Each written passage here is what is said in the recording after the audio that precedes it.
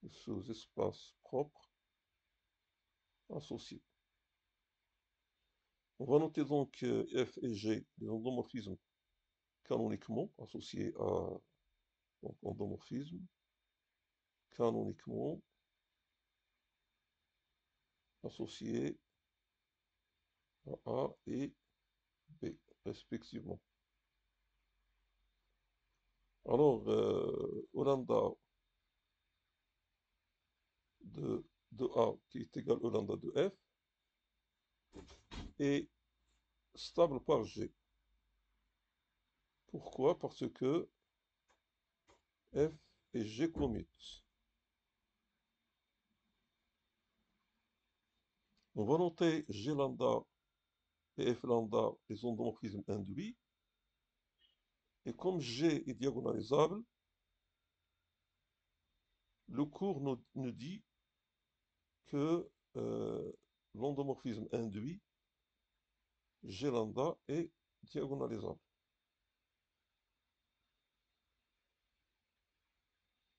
Donc il est diagonalisable dans E lambda de F. Donc il y a une base, il existe C lambda, une base de E lambda de F, telle que la matrice relativement à C lambda de G lambda est diagonale. Par ailleurs, la matrice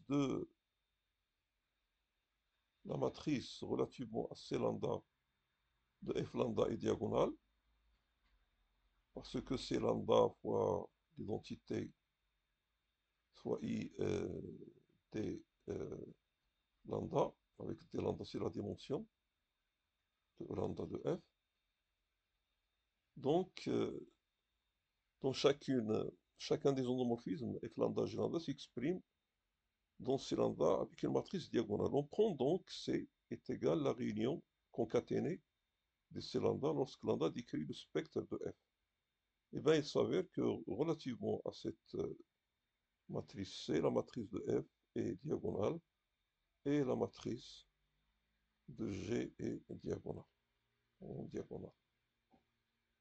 Voilà, merci pour votre attention.